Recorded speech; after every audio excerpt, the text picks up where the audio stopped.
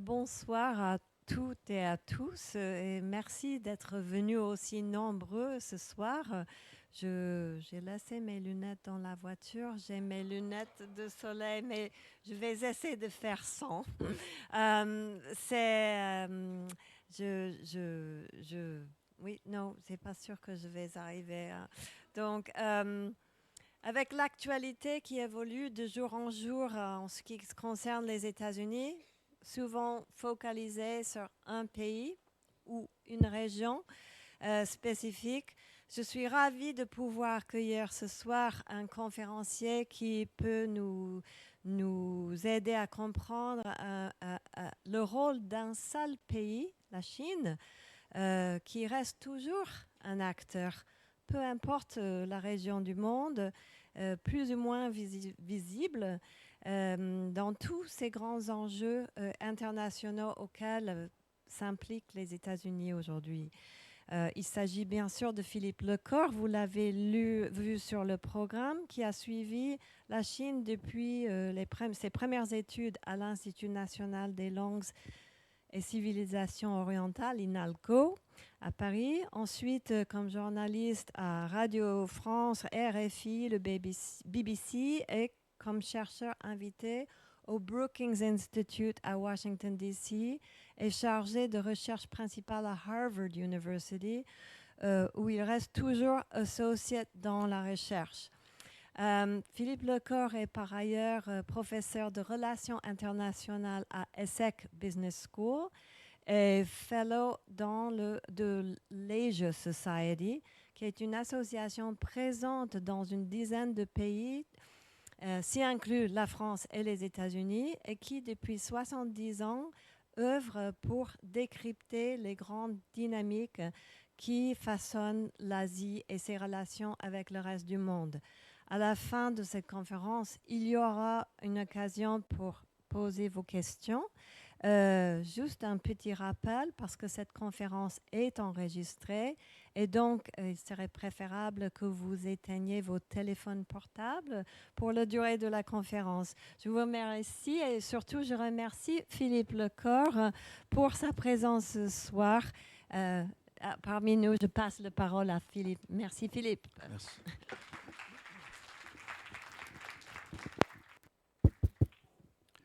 Merci. Vous m'entendez bien? Merci beaucoup Virginia pour votre accueil chaleureux. Alors, donc il y a trois types de conférences. Il y a les conférences un peu, on est assis, un entretien. En anglais, ça s'appelle Fireside Chats. Bon, voilà, donc un peu, on prépare pas trop, un petit peu, on fait semblant de ne pas avoir préparé. Enfin bon, c'est tout un style. Il y a la conférence très académique. Alors là, bon, devant un pupitre, bon. Donc ça va pas être ça. Et puis il y a la conférence plus pédagogique, donc avec ce qu'on appelle un PowerPoint dans les horribles cabinets de conseil. Mais je ne suis pas dans un cabinet de conseil.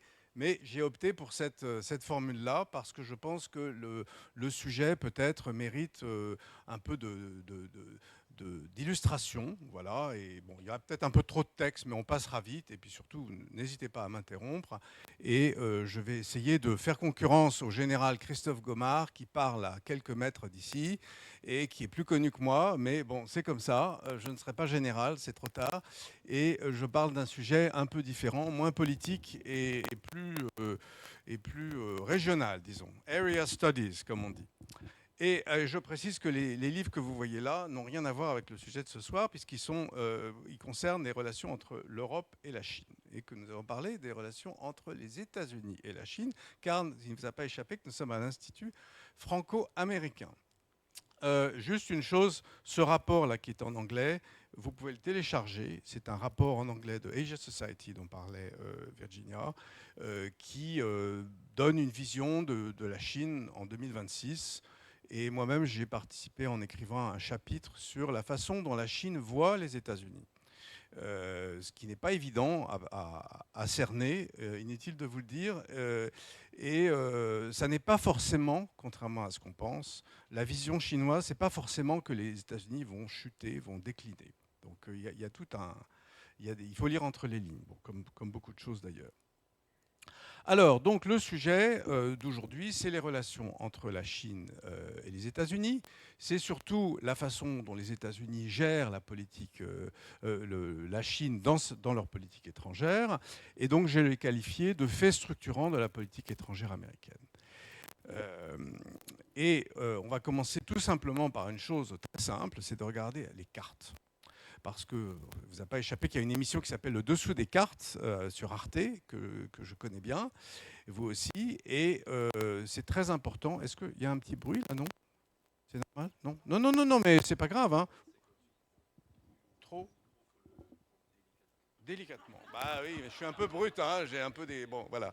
Mais est-ce que, par contre, je suis trop près, peut-être ou... Non? Ah oui, mais ça, bon, ok. Je vais essayer d'être délicat. Si ça vous embête, vous me le dites, et puis je le pose, hein, et puis je parle fort. Bah oui, mais non, il faut le micro pour enregistrer. Donc voilà, donc ces deux pays finalement sont d'une taille assez comparable. Ça ne vous a pas échappé non plus. Par contre, en termes d'histoire, évidemment, vous avez d'un côté un pays qui n'a que 250 ans d'histoire, puisque nous fêtons les 250 ans de la fondation des États-Unis. Et eh bien, la Chine, évidemment, on parle de plusieurs milliers d'années. Alors, les Chinois disent 5000, bon, voilà, d'autres disent 4000, mais en tout cas, ça se compte en millénaires, alors que les États-Unis, ça se compte en siècles. Autre différence notable, c'est que d'un côté, vous avez un pays, donc au niveau de taille, c'est à peu près la même chose, mais d'un côté, vous avez un pays qui n'a que deux voisins, le Canada au nord et le Mexique au sud, et de l'autre, vous avez un pays qui est finalement encerclé par d'autres pays, et au nombre de 14, et ça va de très grands pays comme la Russie, bien entendu, 4000 km de frontières, et de pays plus modestes comme bon, la Corée du Nord, il y a quand même une frontière conséquente, et des petits pays comme le Bhoutan ou le Népal qui sont sur les frontières de l'Himalaya, entre parenthèses, une zone tout à fait importante puisque c'est la frontière entre l'Inde et la Chine. Et l'Inde est évidemment le rival, je dirais, potentiel de la Chine. On en est loin, mais ça c'est un des sujets que j'aborderai de manière marginale. Voilà. Alors, je commencerai avec ces deux ouvrages hein, qui sont tous les deux traduits en français par deux personnages que j'ai la chance de connaître un peu. L'un, à droite, c'est Kevin Rudd, qui est l'ancien Premier ministre australien et qui est le président de Asia Society, justement. Enfin, il nous a fait des infidélités en allant comme ambassadeur d'Australie à Washington pendant un moment. Ben, le problème, c'est que je bouge un peu. Oui, alors on va essayer. Pardon, j'ai la bougeotte. Puis, c'est encore pire. Bon, bah, alors, je vais essayer de ne pas bouger. Voilà. Et puis, c'est difficile de ne pas bouger quand on parle. Et puis, ou alors on s'assied. Mais alors là, c'est terrible. Là, je reviens à ma deuxième mode de conférence. Donc Kevin Rudd, qui a écrit ce livre sur les États-Unis, donc en anglais c'était The Avoidable War, cette guerre qu'on peut encore éviter. Donc en fait, sa théorie, c'est simple, c'est qu'il y a une confrontation qui est inévitable, mais on peut tout faire pour essayer de l'empêcher. Et il y a tout un tas de moyens économiques, diplomatiques, sociétaux, culturels qui peuvent éviter, mais principalement évidemment la diplomatie. Et puis vous avez cet autre personnage qui s'appelle Graham Allison, qui est un professeur maintenant émérite à la Harvard Kennedy School, qui a écrit ce livre qui s'appelle Vers la guerre en français, aux éditions L.D. Jacob, je ne fais pas de publicité, hein, mais qui a été traduit il y a maintenant 2 ou 3 ans, mais c'est un livre qui a déjà plus de 10 ans. Hein. L'Amérique et la Chine dans le piège de Thucydide. Alors, ça peut vous étonner que je vous parle de choses un peu antiques de ce personnage qui est Thucydide, qui est cet écrivain bien connu qui a écrit La guerre du Péloponnèse. Mais en fait, l'idée de Graham Allison, c'est de se rapprocher la relation ou la rivalité entre la Chine et les États-Unis de la rivalité entre Sparte et Athènes. Alors ça peut paraître quand même un peu un écartèlement, hein, un peu historiographique, mais il se trouve que, en fait, il étudie l'histoire d'une puissance, une superpuissance existante par rapport à une superpuissance montante. Et donc la superpuissance, à l'époque, c'était Athènes, et la superpuissance montante, c'était Sparte. Et donc les gens de Sparte trouvaient que que les Athéniens en prenaient un peu à leur aise et que la démocratie, ils donnaient un peu des leçons avec leurs histoires de démocratie, là, quelle horreur. Et donc Sparte a pris le contrôle de la situation et a démis le régime d'Athènes, et d'ailleurs n'est pas resté très longtemps au pouvoir après, mais en tout cas a gardé la main sur... Donc je vous conseille de lire la guerre du Péloponnèse, c'est un pavé de 800 pages, mais enfin bon, c'est intéressant quand même de relire Thucydide, surtout par les temps qui courent. Alors, Graham Allison, en fait, donc, il a étudié un certain nombre de cas depuis le XVe siècle entre justement des conflits entre des pays différents. Donc ça va du Portugal et de l'Espagne à l'Union soviétique et l'Allemagne au milieu du XXe siècle. Et il conclut que sur 18 cas étudiés, alors il y en a beaucoup qui sont tirés par les cheveux, et je peux vous dire qu'à Harvard, il y a eu des discussions sans fin et continuera à y en avoir. Les sinologues sont tous vent debout contre la théorie de Graham Allison, mais je voulais quand même vous en parler parce que ça fait parler, voilà, ça se fait discuter. Mais comme vous pouvez remarquer, sur les 18 cas qui sont étudiés ici, eh bien, il y en a 12 qui se terminent par une guerre. C'est-à-dire qu'en fait, la puissance émergente, à la fin, eh bien, se débarrasse de la puissance existante. Alors, bon, vous allez me dire pourquoi je parle de ça, parce que il se trouve que si vous regardez les forces en présence entre les États-Unis et la Chine, d'ailleurs ma slide est un petit peu mangée à droite, mais c'est pas grave, les pauvres Américains, ils n'ont pas de chance, parce que non seulement ils sont inférieurs, mais en plus la slide est un peu mangée, donc on voit, ils ont encore moins. Mais cette slide, comme vous pouvez voir, cette diapo qui était pour 2025, on est en 2026, les choses ont encore empiré. Vous voyez aujourd'hui, tout ce qui est en rouge, c'est la marine chinoise, l'armée de l'air chinoise, et même l'espace, c'est-à-dire tout ce qui est espace, sciences, technologie de l'espace, etc. Et puis à droite, vous avez les États-Unis, qui dominent encore l'espace et qui dominent en termes de porte-avions, puisqu'ils ont 11 porte-avions, alors que la Chine n'en a que 3, bientôt 4. Donc évidemment, c'est pour ça qu'on parle de relations et de rivalité entre puissances. Alors, il y a d'autres moyens d'observer cette rivalité. Vous pouvez regarder cette analyse qui avait été faite. D'ailleurs, ça s'appelle The Great Powers Index. Vous regardez en termes d'éducation, ça date de 2024, donc c'était il n'y a pas si longtemps. Éducation, les États-Unis sont devant. Innovation et technologie, les États-Unis sont devant, mais pas de beaucoup. Compétitivité, par contre, la Chine est largement en tête. Et militaire, là, parce que ils ont mis les États-Unis en tête, mais la Chine, à mon avis, est un peu plus près des États-Unis que ce qui est dit sur cette carte. Et puis en termes de commerce, bien entendu, la Chine est largement en tête. Et par contre, le poids de la réserve, de la currency reserve, c'est-à-dire la devise américaine, alors là, sans aucun complexe, la monnaie américaine est évidemment la devise internationale la plus... Voilà, la monnaie chinoise n'étant pas convertible. D'autres exemples, vous voyez le salaire moyen aux États-Unis, il est de 4 200 $. En Chine, il est de 1 000 $. Vous voyez le prix d'une voiture, vous voyez le prix, on est de l'ordre de 1 à 4 ou 1 à 5. Donc, ça ne veut pas dire pour autant que la Chine est moins puissante, mais ça veut dire que le pouvoir d'achat américain, évidemment, est largement supérieur.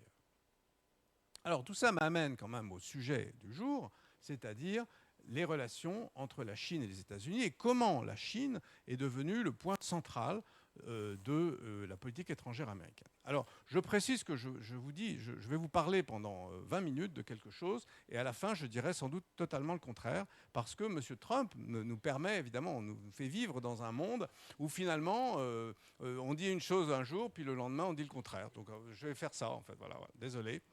Bon, toujours est-il que moi, je travaille sur les relations sino-américaines notamment, et sino-européennes, et voilà les dates, selon moi, les plus importantes. C'est-à-dire la fin de la Deuxième Guerre mondiale, avec clairement la victoire des Alliés, y compris les Alliés américains et chinois contre le Japon, vous en souvenez. La victoire des communistes en 1949, donc le Parti communiste chinois, après la longue marche, tout un tas de choses que je n'ai pas besoin de vous rappeler parce que ça serait trop long. Chiang Kai-shek, le leader nationaliste qui est allé à Taïwan avec 1 million de Taïwanais, enfin 1 million de continentaux. Je vous recommande le documentaire en 2 parties de mon ami Anne Luswarn sur Arte, La naissance d'une nation, en deux parties, sur ce sujet. La guerre de Corée, qui a été extrêmement violente, qui a fait beaucoup de victimes côté chinois, puisque les Chinois se sont alliés en fait aux Coréens du Nord. Hein. Donc cette question coréenne a été très, très importante aussi dans la rivalité régionale, disons. Puis un certain nombre de crises, notamment dans le détroit de Taïwan, parce que là on parle beaucoup de Taïwan, mais c'est une affaire qui date depuis longtemps, en fait depuis la prise de pouvoir des communistes en Chine. La guerre du Vietnam, essai nucléaire, guerre du Vietnam, diplomatie du ping-pong, on va en parler. Moi j'ai un fils qui joue au ping-pong, mais bon, il n'est pas là. Très important la diplomatie du ping-pong. Et puis Kissinger en Chine, et là je vais en parler un peu plus en détail, reconnaissance de la Chine, de la République populaire de Chine à l'ONU, retour de Deng Xiaoping, le père de l'ouverture chinoise, reconnaissance par les États-Unis de la République populaire de Chine en 1979, c'était Jimmy Carter, massacre de la place Tiananmen en 89, donc retour en arrière en termes de relations sino-américaines, tournée impériale, donc là c'est un peu un jeu de yo-yo, hein, voilà, tournée impériale de Deng Xiaoping au sud, donc disant voilà, en gros on continue l'ouverture, donc voilà, il ne fallait pas s'inquiéter pour Tiananmen, etc. Bon, ça c'est discutable. Et puis 2001, entrée de la Chine à l'OMC, très important parce que ça a permis d'intégrer la Chine dans le concert des nations, disons, la Chine communiste bien sûr. Alors, on ne peut pas parler des relations sino-américaines sans parler de ce monsieur. Bon, vous savez tous qui c'est. Il est mort à 100 ans, après un voyage en Chine, quelques semaines après un voyage en Chine. Donc, c'est pour ça que je ne peux ne pas parler de lui. Et c'est quand même quelqu'un qui, en 1972, a été envoyé par le président Nixon à Pékin, incognito, sachant qu'il n'y avait pas de relation diplomatique entre Washington et Pékin, que Pékin était aux mains des communistes, donc les gens qui avaient fait la longue marche, etc., avec leurs uniformes, enfin tous habillés pareil. Enfin, ce n'était pas exactement une politique qui était en odeur de sainteté au moment de la guerre du Vietnam aux États-Unis, et surtout quand on était à la Maison-Blanche et surtout quand c'était un républicain qui était au pouvoir. Bon. Ce Kissinger, dont je vous fais grâce de son accent allemand dans une vidéo, parce que surtout qu'à la fin, on n'entendait plus grand-chose de ce qu'il disait. Il parlait d'une voix tellement basse. Mais c'est un monument de la diplomatie américaine, de la diplomatie tout court. Ces manuels de diplomatie sont absolument remarquables, de clarté, d'éloquence, de détails, et surtout ce sont des manuels vraiment pour les diplomates, on peut dire. Et donc effectivement, la diplomatie du ping-pong a été une manière d'aborder la Chine, puisqu'il fallait bien trouver un moyen. Et surtout, sa visite en 1972 à l'initiative de Richard Nixon, il ne faut quand même pas oublier que c'est Nixon qui l'a envoyé, il n'est pas parti tout seul, a permis à laisser la place à une visite du président américain l'année suivante, qui a complètement révolutionné le système international. Pourquoi ? Parce que vous savez qu'il y avait la guerre froide, et que pendant la guerre froide, il y avait l'Union soviétique d'un côté, et vous aviez les États-Unis de l'autre, et les États-Unis étaient déjà la première puissance mondiale. Et donc, l'idée de Kissinger, c'était d'aller voir les Chinois, de restaurer des relations avec la vraie Chine et pas la petite Chine de Taïwan. Ça s'appelle toujours d'ailleurs la République de Chine à Taïwan. Et moi j'aime beaucoup Taïwan. D'ailleurs j'y vais bientôt. Mais c'était l'idée de déplacer, de profiter un peu de ce refroidissement entre la Chine et l'Union soviétique, qui était très clair du fait de la mauvaise relation entre Khrouchtchev et Mao Zedong, et de rentrer, de s'engouffrer dans cette brèche. Et ça a plutôt bien marché, à tel point qu'aujourd'hui, on parle de Kissinger à l'envers. J'y viendrai tout à l'heure. Donc, ce Kissinger, alors après, il a continué, il a surfé sur la vague chinoise toute sa vie, avec beaucoup de, avec des sous aussi, hein, parce que c'était un consultant, c'était pas non plus un enfant de cœur. Hein. Et donc il a bien profité, parce qu'il finalement, enfin, il était au pouvoir dans les années 70. C'est incroyable, une longévité pareille. Hein. Donc il a été secrétaire d'État, il a été avant conseiller à la sécurité nationale de Nixon, puis Nixon ayant démissionné dans les conditions qu'on connaît, hein, Watergate, etc. Bon, bah, Kissinger n'est jamais revenu au pouvoir. Mais il est devenu un peu l'homme des relations Chine-États-Unis. Alors, on va essayer de balayer quelques présidences, les dernières, parce que sinon on n'en finit pas. Et on va commencer par Barack Obama. Donc, Barack Obama, 2009-2017, c'est l'ère du pivot asiatique. Alors, qu'est-ce que c'est que ça, le pivot asiatique?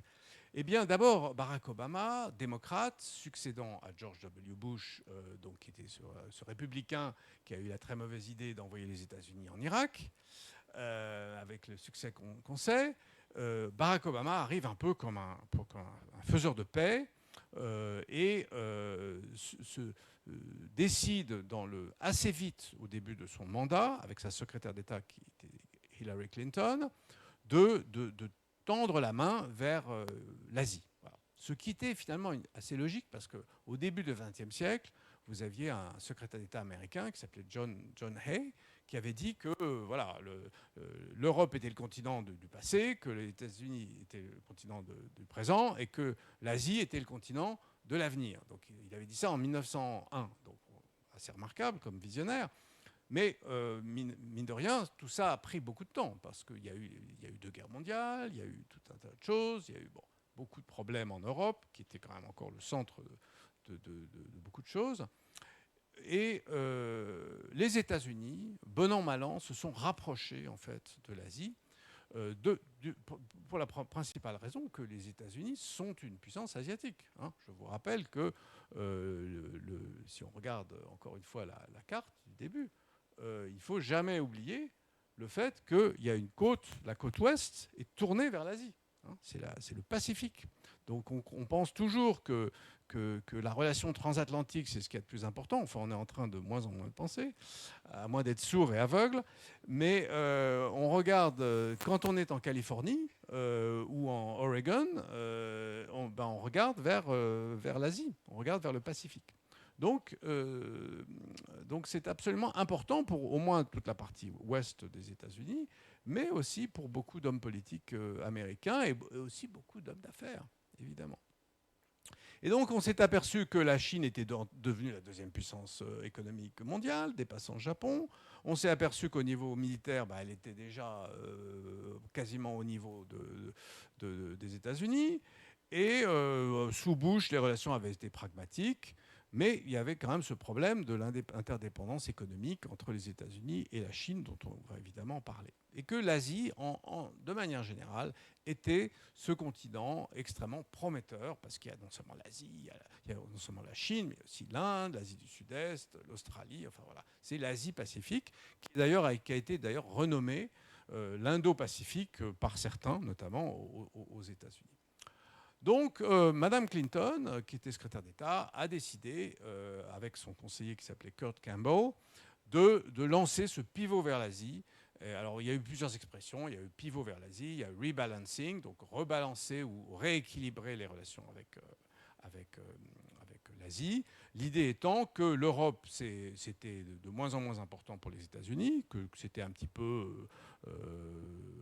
bon, voilà, c'était le passé, ou c'est une région avec laquelle on a de bonnes relations, il n'y a pas de défis particuliers, alors que l'Asie, il y a tout un tas de défis. Défis militaires, défis des alliances avec le Japon, la Corée, les Philippines, l'Australie, défis commerciaux, les accords transatlantiques, transpacifiques, je veux dire, pardon, et puis donc le réengagement diplomatique à travers différentes instances comme le East Asia Summit, comme l'APEC, voilà.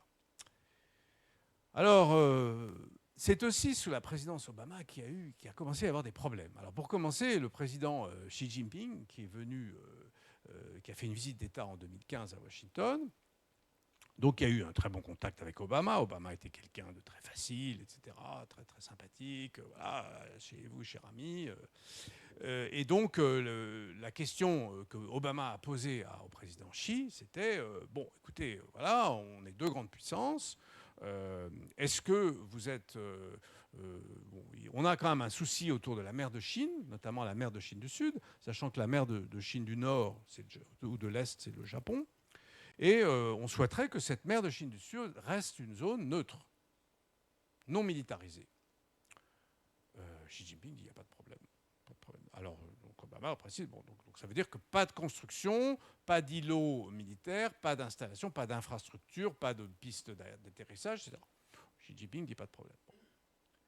L'année suivante, 2016, il y a au tribunal international de La Haye, tribunal arbitral de la mer, une décision qui est rendue à la demande des Philippines concernant la mer de Chine, disant voilà, la Chine illégalement veut prendre possession de certains îlots, et donc les Philippines ont raison de porter plainte, donc nous donnons raison aux Philippines, et donc voilà, la Chine a perdu. Sauf que les Chinois ont dit ah bah oui, mais nous, de toute façon, on ne reconnaît pas ce tribunal arbitral de La Haye, donc on ne reconnaît pas cette décision.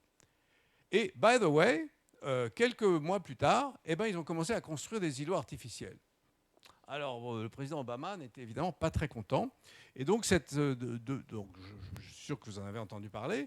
Donc, il y a un certain nombre d'abord, parce que c'est une zone pétrolifère, les Spratly Islands en particulier, les Paracels. Et donc, vous avez 6 pays qui revendiquent une partie de ces îles, dont les Philippines, la Malaisie, le Brunei, Taïwan et le Vietnam.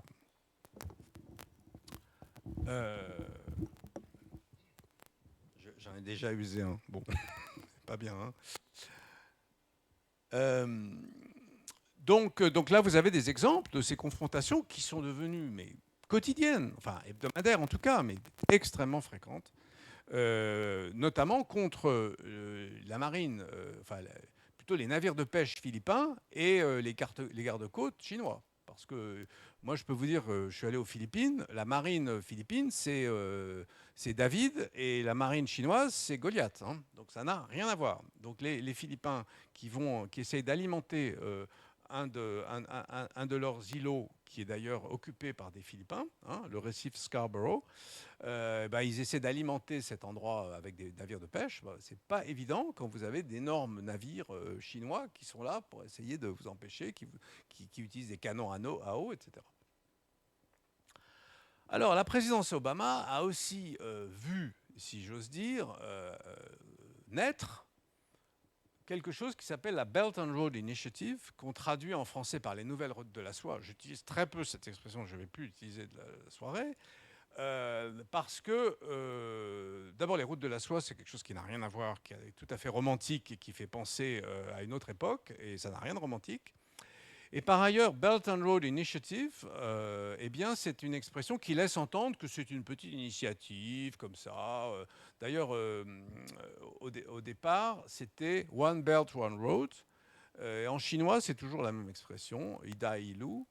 Mais vous voyez le titre que j'ai indiqué, initiative ou stratégie. Pour moi, c'est clairement une stratégie, ce n'est pas une initiative. Quand vous voulez construire des voies ferrées, des pipelines, des voies maritimes, des usines, tout ce qui est digital, etc., et rejoindre l'Europe à travers la terre, à travers la mer, à travers différents corridors, dont vous avez la liste ici, tout ça pour vendre disons, tout ce qui est en surcapacité chinoise, eh ben, ça n'est pas une initiative, c'est un projet, voilà, un grand projet. Alors, je passe un peu vite parce que sinon, ça va prendre beaucoup de temps, mais en gros, si vous voulez, au niveau des relations sino-américaines, vous avez quand même une longue liste de problèmes. Alors, vous avez le déficit commercial, d'abord, les accusations de manipulation du yuan, puisque le yuan est considéré comme une monnaie sous-évaluée par rapport au dollar, et par rapport à l'euro aussi d'ailleurs, les problèmes de propriété intellectuelle, des dépôts de plainte à l'OMC. Alors les États-Unis ne reconnaissent plus tellement l'OMC, donc c'est un peu difficile, mais alors que les Chinois n'en sont pas sortis. Vous avez les problèmes de cybersécurité. Moi, quand j'étais à Washington, il y a eu 3 millions de fonctionnaires américains dont les files ont été dérobés. Bon, alors je peux vous dire que ça a jeté un froid à Washington. Bon. C'était effectivement vers 2015, 2016, à la même époque. Bon. Et puis, donc, ce qu'on appelle le hacking, hein, donc, les attaques cyber. Bon, voilà. 2015, pardon, je disais 3 millions, c'est 21 millions et demi. Et puis, bon, bah, tout ce qui est les droits humains. Il ne faut quand même pas oublier que le Tibet, le Xinjiang sont des régions qui sont occupées par la Chine sans aucune forme de procès. Et que le Dalai Lama est considéré comme un diable en bure. Donc, évidemment, le Dalai Lama, qui était très soutenu par les gens de Californie, justement, et par Hollywood, bon, il est très âgé aujourd'hui, mais il n'était pas considéré comme quelqu'un qui était pro-Pékin. Et donc, comme il était très aidé par les États-Unis, bon, vous imaginez que c'était un souci. Voilà. Donc, globalement, Obama a un engagement prudent, pas de critique, parce que ce n'était pas le style d'Obama, mais quand même beaucoup de déception par rapport à ce que la Chine a commencé à faire. Xi Jinping, je vous rappelle, est arrivé au pouvoir en 2012. Donc, à partir de 2012-2013, Obama étant resté au pouvoir jusqu'à 2016. Alors justement, donc après Obama, on a eu Trump numéro 1, hein, la guerre commerciale. Alors je ne sais pas si vous vous souvenez, mais pendant la campagne, parce que j'ai des spécialistes des États-Unis dans la salle, la campagne américaine de Trump en 2016, c'était China, China, China. Voilà. Donc, tout ce que faisait la Chine était mal. Et donc, à tel point que vous aviez des enregistrements qui étaient diffusés pour se moquer de Trump. Se moquer de Trump, ça n'a jamais été très bénéfique, hein, parce que vous voyez ce qui s'est passé lors de la dernière campagne. Au final, il gagne quand même, malheureusement. Bon, c'est pas si simple. Mais en tout cas, la Chine était la tête de turc de Trump, parce qu'il y avait ce déficit commercial monstrueux qui, finalement, servait le discours politique de Trump, pouvait dire, regardez, toute cette désindustrialisation, ces emplois qui sont supprimés, c'est à cause de la Chine. C'est bien d'avoir un bouc émissaire, c'est pratique en politique. Et effectivement, petit à petit, la Chine a été considérée comme un rival systémique et stratégique. Alors systémique, les Européens emploient également ce terme. Mais vous avez eu sous Trump un retrait de toutes les organisations, comme vous savez, l'accord de Paris, accord sur l'Iran, environnement, le climat, etc. Et puis retrait d'organisations diverses, dont l'UNESCO. Et la Chine est devenue un rival stratégique. Alors, ceci dit, Trump commençait à être un peu fasciné par Xi Jinping. Mais c'est quand même intéressé. Donc là, ce sont les échanges commerciaux. Donc vous voyez que le déficit commercial total des États-Unis est quand même tiré vers le haut, et que la Chine est quand même très, très importante dans ce calcul. Il y a un aspect très important aussi, c'est la technologie. C'est-à-dire que vous savez que la 5G, c'est ce moyen de capter des informations et de téléphoner, de communiquer très très vite qui a remplacé la 4G. Vous savez que les Américains n'ont absolument pas investi dans la 5G. Les gens qui ont investi dans la 5G, ce sont les Chinois. Les Chinois, donc c'est un groupe qui s'appelle Huawei, un autre groupe qui s'appelle ZTE. Et donc les États-Unis se sont retrouvés en fait en 2016-2017 sans rien, voilà. Cisco, enfin les groupes américains n'avaient pas de proposition sur la 5G. Donc évidemment, le problème, c'est quand vous êtes les États-Unis, que vous avez cet énorme marché que tout le monde veut évidemment conquérir, ou en tout cas y être présent, parce que c'est un endroit où on peut gagner beaucoup d'argent quand on y est. Eh bien, Huawei, évidemment, avait tout intérêt à rester aux États-Unis. Donc là, une des premières décisions que Trump a prises, c'était de bannir la 5G de Huawei. Et donc, on a dit, bon, voilà, on ne fera pas. Alors, ils ont utilisé parfois des marques européennes, comme Ericsson ou Nokia, Samsung, le coréen.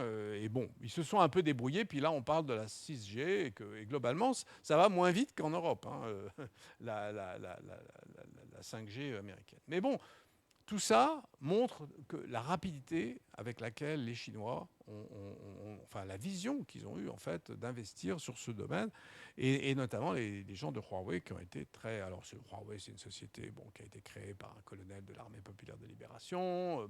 On peut en dire beaucoup. Ils racontent ils sont détenus par leurs actionnaires. On n'a jamais rien vu, aucun chiffre, etc. Donc on ne sait pas ce qu'il y a derrière Huawei. Mais en tout cas, c'est une marque internationale extrêmement puissante et les Chinois en sont très fiers. Voilà. Alors, rapidement, M. Biden, ensuite. Donc, Trump a très mal terminé sa présidence, vous vous en souvenez. Le Covid, alors là, c'était encore pire, c'était le China virus. Alors, le Covid, alors, il sortait ça, c'était un virus chinois. Alors, c'est pas totalement faux quand même. Hein. Je veux dire, le Covid, il vient quand même de la ville de Wuhan, jusqu'à preuve du contraire. Même si les Chinois n'ont pas voulu laisser les inspecteurs de l'OMS faire leur travail, on sait bien d'où vient le virus du Covid. Mais quand vous appelez ça le virus chinois, vous mettez tout de suite une ambiance quand même qui n'est pas très sympa, quoi. Et donc, les discussions sur le plan commercial qu'il y avait entre la Chine et les États-Unis ont été un peu quand même gelées, d'autant plus qu'il n'y avait plus de visites. Et donc, il y a eu une sorte de deal, si on peut dire, de phase 1, il a appelé ça comme ça. Donc je suis encore chez Trump, pardon. Et donc, comme vous savez, Trump a perdu les élections et contre Joe Biden. Et avec Joe Biden, on a eu quelque chose de complètement différent. C'est-à-dire qu'on a eu le retour d'un président démocrate très classique, avec des alliances, et notamment les alliances avec les Européens d'un côté, et puis avec les pays d'Asie-Pacifique de l'autre, d'Indo-Pacifique, puisqu'il a beaucoup insisté sur la notion d'Indo-Pacifique. Donc avec le Japon, allié toujours, avec la République de Corée, avec Taïwan, avec l'Australie, et à travers un mécanisme qui s'appelle le Quad, notamment, qui regroupe également l'Inde. Et puis il y a eu, très important, ce Chips and Science Act, qui a été une manière de dire, les États-Unis vont réagir par rapport à cette concurrence chinoise, on va investir des milliards, 54 milliards, il y a des chiffres qui donnent mal à la tête, 54 milliards de subventions directes pour la fabrication de semi-conducteurs. Vous savez que les semi-conducteurs, c'est votre téléphone, vos ordinateurs, vos voitures électriques, tout dépend des semi-conducteurs. Et avec l'idée, c'était de réduire la dépendance à Taïwan et à la Chine. Mais les choses se sont assez vite dégradées aussi. Donc comme quoi, si vous voulez, quelle que soit la politique, en fait, c'est un peu ça que j'essaie de vous montrer, c'est que quelle que soit la politique de démocrate ou républicaine, on arrive toujours à une relation quand même extrêmement tendue entre Pékin et la Chine. Donc il y a eu l'histoire de la visite de Nancy Pelosi, vous vous en souvenez peut-être, la speaker de la Chambre des représentants, qui a décidé d'aller à Taïwan, parce que Taïwan est un allié, etc. Donc après tout, c'est la politique de l'administration Biden. Sauf que les Chinois, évidemment, eux, ils sont très légalistes quand ça les arrange. Et ils ont dit, mais Madame Pelosi, c'est la numéro 3 des États-Unis. 1, 2, 3, President, Vice President, Speaker. Et donc, la Chine a dit, non, c'est le numéro 3 des États-Unis qui va à Taïwan, donc c'est quasiment une déclaration de guerre. Et alors les États-Unis, donc l'administration Biden a ramé en disant, écoutez, en fait, comme vous savez, selon la Constitution américaine, l'exécutif, le législatif et le judiciaire sont séparés. Ah oui, mais non, c'est la numéro 3 des États-Unis, donc on ne voudra pas, on ne veut pas même en discuter. Et donc il y a eu un déploiement militaire autour de l'île de Taïwan absolument incroyable. Et depuis, ça n'a pas cessé. C'est simple. Donc là, on parle de 2022, donc c'était finalement il n'y a pas si longtemps, il y a 4 ans. Voilà. Et pendant ce temps-là, Biden a été interrogé plusieurs fois sur ce que ferait l'Amérique en cas d'attaque chinoise contre Taïwan. Et il a dit 4 fois, parfois du bout des lèvres, parfois plus fermement, que les États-Unis soutiendraient Taïwan. Bon. Donc on en était là. Et là, vous avez une petite carte qui vous montre ce qui s'est passé autour de Taïwan. Alors là, il y a encore plus de carrés roses, puisque les sorties d'avions de guerre chinois et de bateaux sont, comme je disais, quasi quotidiennes. Maintenant, il faut aussi mettre un bémol. La Chine n'a pas... L'armée chinoise n'a pas combattu depuis 1979 la guerre contre le Vietnam, qui n'était pas un franc succès. Donc, le déploiement de missiles, de porte-avions, de tout ça, c'est une chose, mais faire la guerre, c'en est une autre. Alors, comme vous savez, Biden a notamment réagi à travers ce que je vous disais tout à l'heure, c'est-à-dire le Quad, et puis il a fait ce pacte AUKUS avec l'Australie, le Royaume-Uni, les États-Unis, qui visait justement à contrer l'impérialisme chinois, et notamment dans le Pacifique Sud. Et donc, il y a eu tout un tas de crises diplomatiques sous la présidence de Biden. Je vais en venir à Trump numéro 2, soyez tranquilles. Et notamment l'histoire du ballon. Alors, est-ce que vous vous souvenez de l'histoire du ballon? Alors, ce ballon, alors tout le monde on rigolait, c'est drôle un ballon, c'est drôle. Alors, surtout qu'il y en a eu plusieurs. Sauf que c'est un ballon qui faisait de l'espionnage. Bon. Et donc, le secrétaire d'État qui s'appelait Anthony Blinken, qui devait aller en Chine, il a annulé son voyage. Et donc il a été abattu, donc il était très très haut. Et donc ça n'a pas aidé à la reprise des relations qui étaient prévues, puisqu'en fait Biden devait se rendre en Chine, rencontrer Xi Jinping. Biden est le seul président américain depuis Carter qui ne s'est pas rendu en Chine pendant sa présidence. Alors peut-être qu'il y avait un peu de Covid au début, mais ensuite il y a eu le fait que les relations ont été déplorables. Et donc, il y a eu une rencontre à Bali.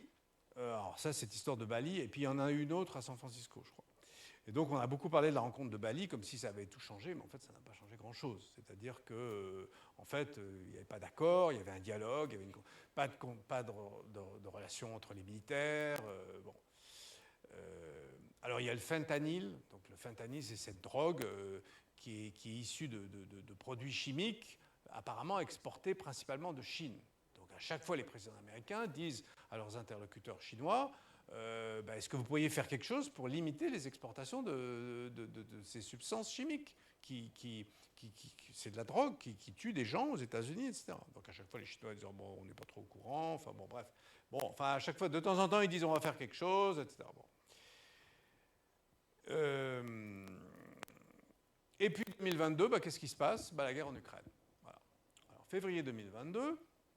Et là, évidemment, vous avez l'administration Biden qui, évidemment, a pris le parti de l'Ukraine aux côtés des Européens, étant une administration démocrate classique, très favorable aux relations transatlantiques. Quelqu'un comme Anthony Blinken, francophone, même Biden est quelqu'un qui aime beaucoup l'Europe, d'origine irlandaise. Mais la Chine, elle, elle a pris parti indirectement, parce qu'elle n'était pas alliée. D'ailleurs, la Chine n'a qu'un allié dans le monde. Est-ce que vous savez quel est le seul allié de la Chine? La Corée du Nord, exactement. Et donc, la Russie n'est pas l'allié de la Chine. La Russie est un partenaire. Mais un partenaire sans limite, ce qui est quand même très chic. Alors, un partenaire sans limite, ça se traduit par la phrase que Xi Jinping a prononcé en sortant du Kremlin, en disant à son vieil ami Poutine, bon, les caméras étaient là et les magnétophones aussi, accessoirement. Ce qui se passe dans le monde ne s'est jamais produit depuis 100 ans, et vous et moi sommes là pour le voir. Donc ce message-là, si on n'a pas compris, avec des pays comme la Russie et la Chine, c'est qu'on est un peu sourd et qu'on refuse de comprendre. Donc, tout ça a évidemment accéléré, je dirais, le gap, le fossé entre l'Occident et la Chine, parce que la Chine, en fait, a bénéficié, évidemment, de cette situation d'isolement de la Russie, qui, évidemment, a vendu et continue de vendre des quantités astronomiques de pétrole et de gaz naturel à la Chine, qui en est très contente, puisqu'elle l'achète à bas prix, et que, parallèlement, la Chine vend tout un tas de produits de consommation à la Russie, qui en a besoin, puisque la Russie, comme vous savez, est victime de sanctions occidentales.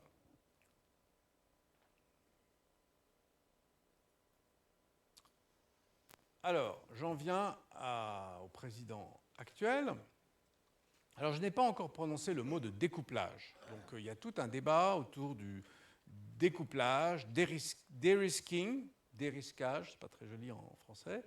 Mais découplage, on comprend bien ce que ça veut dire. Découplage, ça veut dire les deux économies sont totalement séparées. Bon. dérisking, c'est quelque chose d'autre. C'est-à-dire qu'on se prémunit contre des risques géopolitiques, technologiques, stratégiques. Bon, c'est un peu ce qu'essaie de faire l'Union européenne, d'ailleurs. Mais le découplage, d'abord, on fait souvent référence à la guerre froide et éventuellement au retour de la guerre froide. Il faut quand même bien voir que à l'époque de la guerre froide, puisque j'en parlais tout à l'heure à propos de Kissinger, les économies du bloc de l'Est et de l'Occident étaient effectivement n'étaient pas imbriquées au sens où elles le sont maintenant. Donc ça, c'est une énorme différence. Et donc, faire un découplage pour des économies qui sont imbriquées à travers l'usage du dollar, à travers les chaînes de valeur, à travers l'industrie chinoise qui nous alimente tous, Européens, Américains, etc.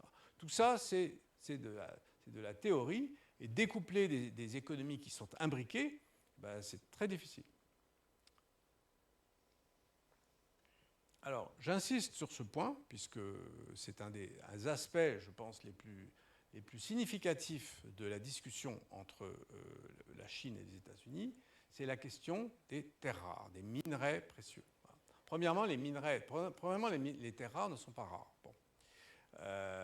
Quand on a dit ça, c'est un moyen de pression chinois absolument incalculable et qui a clairement fait paniquer l'administration Trump lors des discussions qu'il y a eu il y a à peu près un an.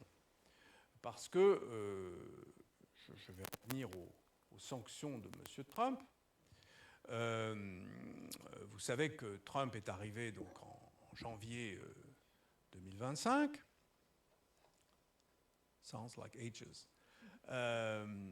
Et qu'il a très vite donc, réitéré son retrait de toutes les organisations, enfin bon, rebelote, et qu'il a dit, bon, désormais, voilà, on ne va plus tirer parti des États-Unis, on ne va plus profiter des États-Unis, on va imposer des tarifs, des tarifs douaniers, des droits de douane, pardon, et voilà, tout le monde va en aura pour son compte, notamment les Chinois.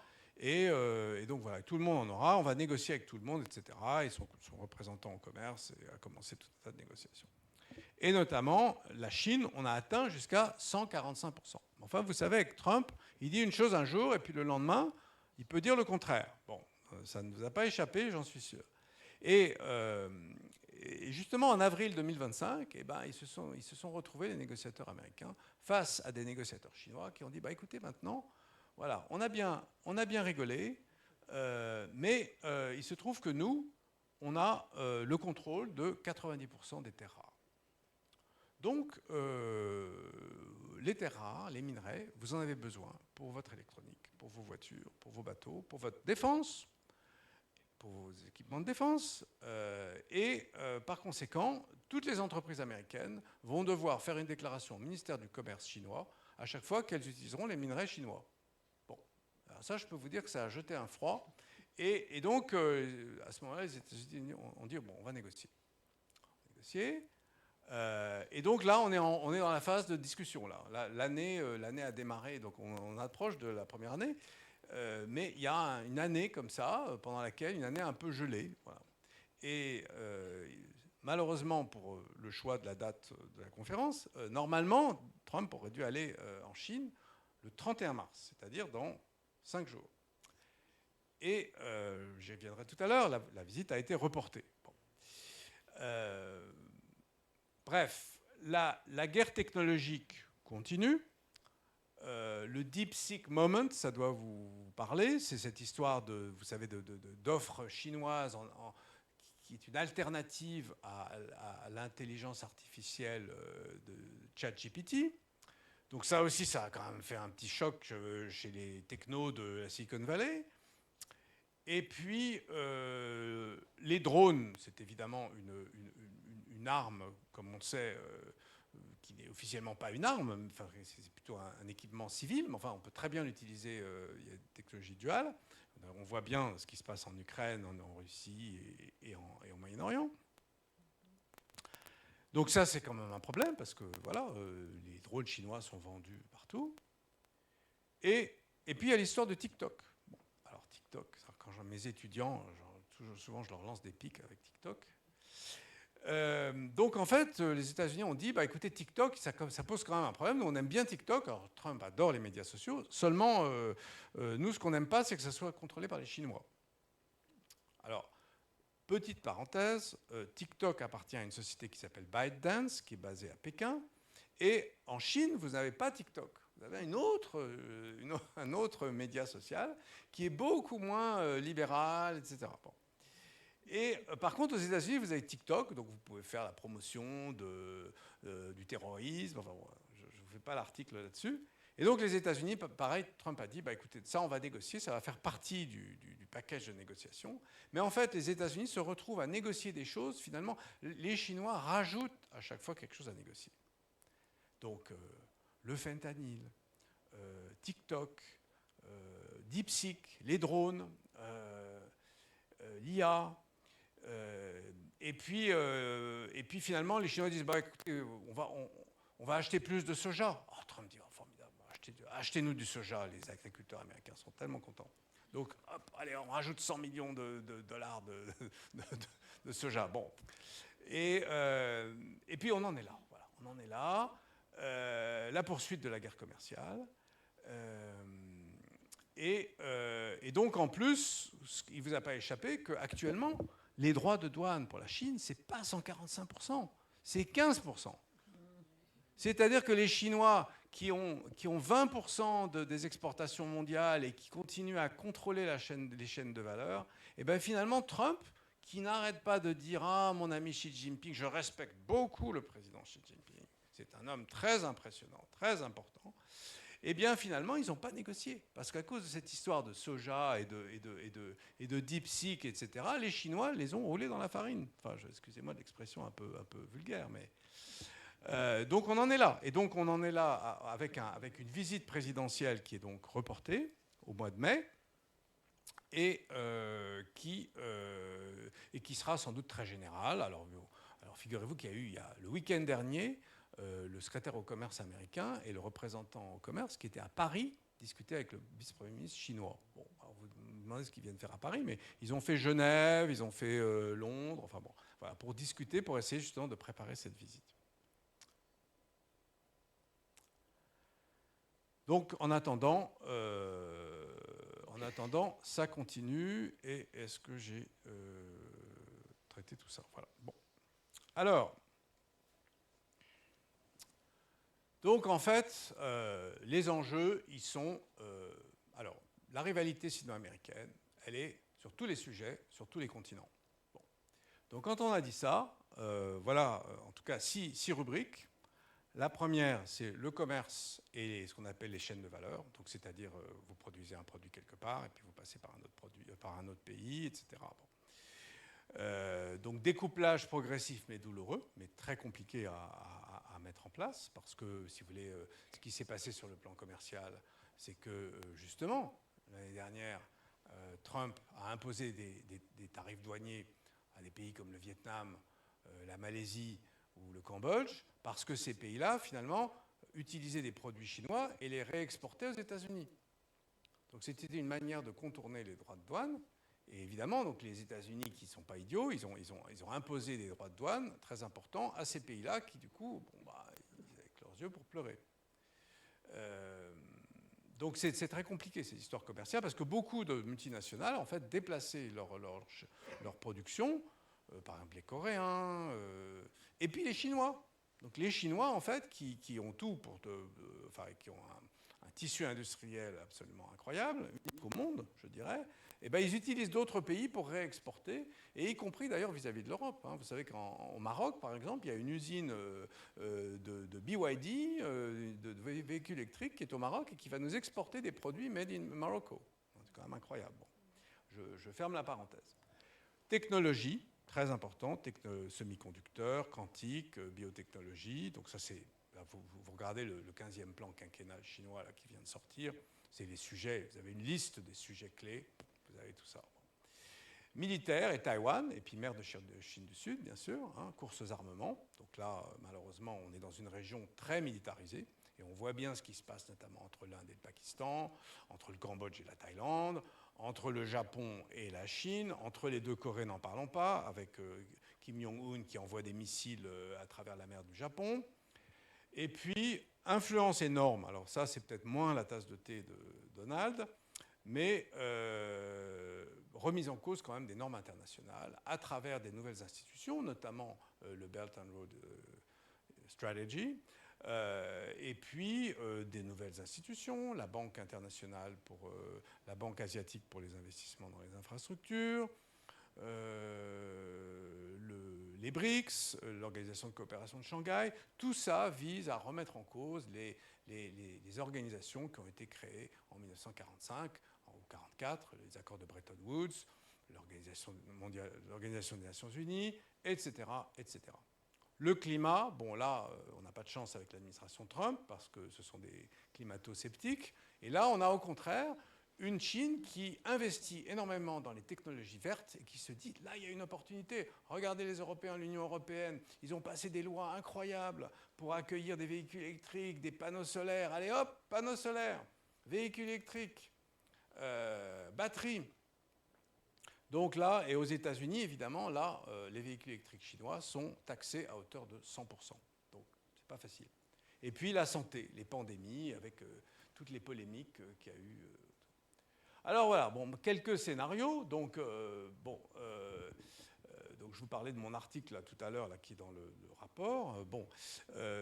Mais il y a plusieurs façons de voir les choses. Et encore une fois, je vais terminer en vous disant quelque chose qui va peut-être vous surprendre. Mais bon, il y a la coexistence compétitive. Moi, je pense que c'est un peu ça que Trump essaie de faire. Parce que finalement, son rapport de chef d'État à chef d'État, enfin, en l'occurrence, chef d'État et chef du parti, principalement, mais bon, Xi Jinping est aussi chef de l'État. Et puis, découplage partiel dans la tech, coopération sur certains sujets, mais enfin, sur le climat, moi, je ne vois pas trop pour l'instant. Et puis, quand même, la crise de Taïwan, cette histoire de Taïwan, cette île qui, finalement, nargue depuis 1949 la République populaire de Chine, avec une démocratie, avec 23 millions de personnes qui élisent leur président depuis 1996. On a fêté les 30 ans de la première élection au suffrage universel d'un président à Taïwan. Je me souviens très bien, j'y étais. Et on devrait le dire plus souvent. Je veux dire, c'est quand même 23 millions de Chinois qui ont une démocratie et qui en sont fiers. Et que la Chine arrête de nous dire que la démocratie n'est pas possible. Elle est possible, même sur un territoire chinois. Bon. Repli stratégique. Donc, inutile de vous dire qu'en Chine, il y a aussi beaucoup de problèmes. Hein. L'économie chinoise, les prévisions de croissance sont autour de 4,5%. C'est quand même très très bas par rapport à ce qu'on a connu, croissance à 2 chiffres, etc. Et puis, crise de l'immobilier, bulle immobilière, démographie, terrible, la démographie chinoise. On pense que de 700 millions de Chinois aujourd'hui, de 1,4 milliard de Chinois aujourd'hui, on passera à 700 millions à la fin du XXIe siècle. Réorientation de la politique chinoise vers l'intérieur, ça c'est clair qu'on voit bien ce qui se passe dans les congrès du parti, etc. On voit bien une Chine, un parti communiste qui serre les boulons et qui dit aux Chinois, voilà, il faut croire en la Chine, la renaissance, le nationalisme, etc. Avec des variables qui sont celles que j'ai notées en bas. Et puis, donc voilà, une partie des conclusions. Donc, la rivalité sino-américaine, c'est le fait structurant des relations internationales. Donc, pour moi c'était clair jusqu'à il y a quelques semaines. Les administrations américaines, vous avez vu, il y a une continuité, que ce soit un républicain, un démocrate, à nouveau un républicain, même si Trump est un républicain assez spécial. Donc, pas de retour au statu quo des années 2000, c'est-à-dire où finalement les multinationales américaines allaient allègrement en Chine faire fabriquer. Il y a eu un bouquin absolument formidable dans les années 80 qui s'appelait Beijing Jeep, la première joint venture d'une société américaine qui s'appelait American Motors avec une boîte chinoise et pour faire des Jeeps.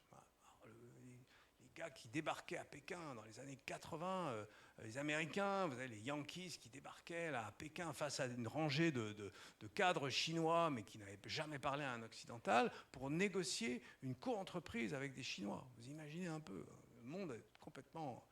Et entre-temps, après, il y a eu effectivement 40 ans d'investissement massif des Occidentaux, notamment des Américains, en Chine. Et donc ça a provoqué la situation dans laquelle on est, c'est que toute l'industrie vient de Chine et qu'aux États-Unis, il reste la technologie, il reste la finance, le dollar, bien sûr, le billet vert, et il y a tout un tas de choses qu'aux États-Unis, on ne peut pas faire. Il y a eu un autre livre d'une journaliste américaine cette fois, A Year Without Chinese Products. Cette dame, c'était il y a une dizaine d'années, elle avait fait avec sa famille pendant un an l'expérience de vivre sans produits chinois pendant un an. Aux États-Unis, bah, c'est pas facile. Moi, j'ai vécu aux États-Unis. Vous allez dans un supermarché, vous essayez de trouver des trucs pas faits en Chine. Alors, heureusement, maintenant, il y a des choses en Inde, au Pakistan. Bon, mais bon, c'est pas facile. Il y a des produits qu'on ne trouve qu'en Chine. Bon. Parce que la Chine est capable de vous produire 100 millions de masques chirurgicaux en une semaine. On l'a bien vu pendant le Covid. Hein. Il n'y a pas que les masques. Technologie, donc ça c'est fondamental, je dirais que c'est peut-être la plus importante de ces concurrences entre les États-Unis et la Chine. Taïwan, qui demeure une ligne rouge, hein, dont on peut reparler si vous voulez. Les standards, très important, la Chine essaye d'utiliser des systèmes pour mettre les standards en fait, à son image, hein, de réformer les institutions internationales, de réformer le droit, et de dire, nous, regardez les États-Unis comment ils se comportent. Ils balancent des missiles, ils rentrent dans un pays, ils capturent le chef d'État du Venezuela, etc. Voilà, ce sont des gens, ce sont des voyous, etc. Nous, on respecte les règles. Bon, sauf que ce sont leurs règles. Ce ne sont pas les règles internationales. Ce sont des règles qui ont été créées récemment. Par exemple, dans l'IA, par exemple la 5G, dont je vous disais qu'elle n'avait pas été développée par les États-Unis. Et puis, en fait, la dernière phrase, un peu pathétique, hein, l'Europe... Alors, l'Europe, simple observateur, et les alliés asiatiques, arbitres silencieux.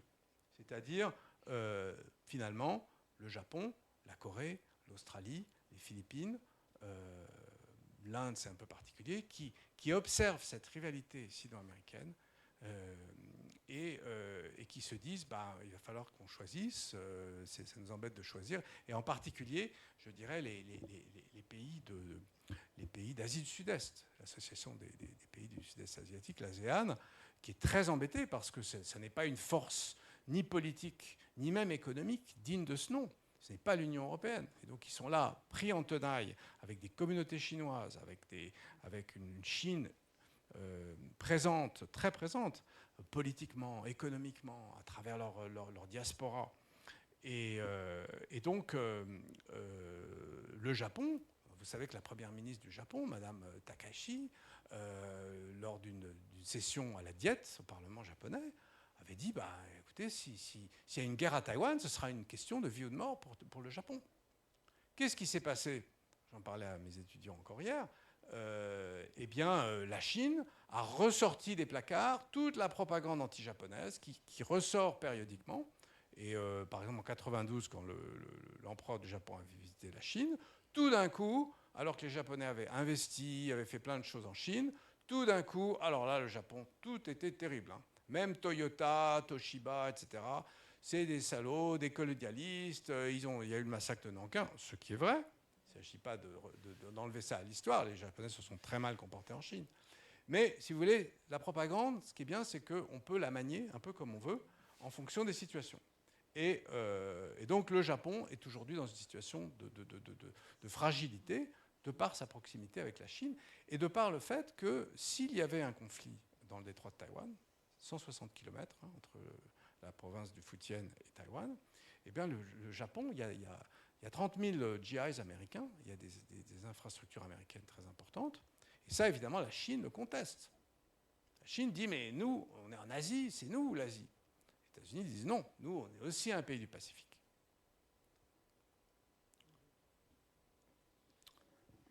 Alors là, je vais un peu casser l'ambiance, parce qu'en fait, tout ce que j'ai dit est faux. Parce que, en fait, et là, je vous invite à lire un article que j'ai là, de Ed Wong, qui est un journaliste du New York Times, excellent, correspondant du diplomatique du New York Times. Parce que ce qui se passe depuis quelques semaines est absolument incroyable. Vous savez qu'on a longtemps perçu les États-Unis comme une superpuissance, comme un pays finalement qui avait tous les moyens de tout contrôler, qui avait des armes, qui avait une industrie, qui avait la tech, qui avait le billet vert, etc. Alors, en grande partie, c'est toujours le cas. Mais aujourd'hui, voilà les questions que j'ai écrites dans le train hier, que j'ai rajoutées à mon PowerPoint, Nathan, et Grace. Et en fait, je crois qu'il y a vraiment une question qui se pose aujourd'hui. Parce que finalement, vous apercevez de quoi ? Que actuellement, vous déshabillez Paul pour habiller Jacques, c'est-à-dire que les États-Unis sont dans une telle situation en Iran et au Moyen-Orient qu'ils sont obligés de retirer des troupes américaines au Japon et des armements au Japon, alors qu'il y a un risque de guerre terrible. Et je vous rappelle qu'il y a la politique, c'est le pivot asiatique pour alimenter cette guerre qui a été lancée par Donald Trump, par l'administration Trump, il y a moins d'un mois contre l'Iran, qui est essentiellement une guerre aérienne et qui consiste à essentiellement envoyer des missiles. Donc encore faut-il en avoir des missiles. Enfin, comme on voit que les choses n'aboutissent pas, on voit aussi que troops on the ground, c'est pas du tout exclu. Hein. Donc, je pense qu'il y a une vraie question qui se pose. De même que les États-Unis, est-ce qu'ils sont encore engagés en Ukraine ? Moi, je ne suis pas sûr. C'est-à-dire qu'ils vendent des armements aux Européens qui les payent et qui les donnent ensuite à l'Ukraine. Quand M. Orban accepte, s'il est encore là dans quelques semaines, ce que je ne souhaite pas, le Premier ministre hongrois qui bloque les décisions de l'Union européenne. Mais bon, pour moi, la relation transatlantique, elle est maintenant, comme tout est transactionnel maintenant, elle est maintenant de moins en moins réelle, en tout cas dans le cas de la guerre en Ukraine. Et puis vis-à-vis du Moyen-Orient, alors je m'éloigne un peu du sujet chinois, hein, pardon Virginia, mais vraiment, je pense qu'il y a un moment clé qui est en train de se passer, c'est que justement, ce pivot asiatique, comment il dit dans son article, il dit, le pivot annoncé par le président Obama en 2011 has been a failure. Et les attentes que les États-Unis allaient s'engager plus en avant avec l'Asie ne sont plus réalistes. C'est-à-dire que les États-Unis ne sont plus une superpuissance mondiale. C'est-à-dire que le piège de Thucydide dont je vous parlais, bientôt on va barrer le piège de Thucydide. Alors, ça m'embête, je vais devoir refaire mes présentations. Et puis, je ne vais plus pouvoir parler du piège de Thucydide, j'en parle à chaque fois. Et bientôt, le piège de Thucydide, ça sera aux oubliettes. Et Graham Allison, qui était d'ailleurs en Chine la semaine dernière, je ne suis pas sûr que ce voyage était vraiment indispensable, mais il y va très souvent parce que les Chinois adorent Graham Allison, qui évidemment leur sert la soupe. Mais toujours est-il que, si vous voulez, la question qui se pose aussi, c'est comment la Chine voit les États-Unis. Voilà. How does Beijing read US power? How will it shape China's foreign policy? Eh bien, en fait, ils se disent que finalement, ce président qui démarre des guerres comme ça dans différentes régions, hein, qui parle de sphère d'influence, mais qui ne parle plus de pivot asiatique, finalement, il est en train de se désengager d'une région dont on pensait que c'était là que la compétition mondiale allait se passer entre un géant qui s'appelle les États-Unis et un géant qui s'appelle la Chine, et qui a soif de revanche pour des raisons politiques, pour des raisons historiques, de nationalisme au siècle des humiliations, le 19e siècle, ce que vous connaissez sûrement, c'est-à-dire la partie des concessions étrangères, la colonisation de Hong Kong, etc. Toutes ces choses-là, Xi Jinping a basé son message politique là-dessus, en disant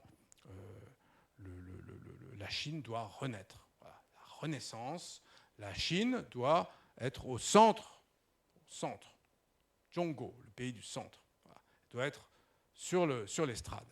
La grande question que je me pose, c'est justement, est-ce que M. Trump n'est pas en train d'accélérer l'avènement de cette situation? Dans un an, il y aura le congrès du Parti communiste chinois. M. Xi est évidemment candidat à sa succession. Et on voit quand même qu'il y a une certaine satisfaction à ce qui se passe. Et vous avez remarqué aussi que la Chine n'intervient pas sur les questions du Moyen-Orient, après avoir tenté une sorte de médiation entre l'Iran et l'Arabie saoudite il y a quelques années. C'était essentiellement une poignée de main. Vous avez remarqué que la Chine ne se mêle pas des questions du Golfe parce qu'il n'y a que des coups à prendre. Voilà, j'en reste là pour l'instant, mais je serais ravi de répondre à vos questions.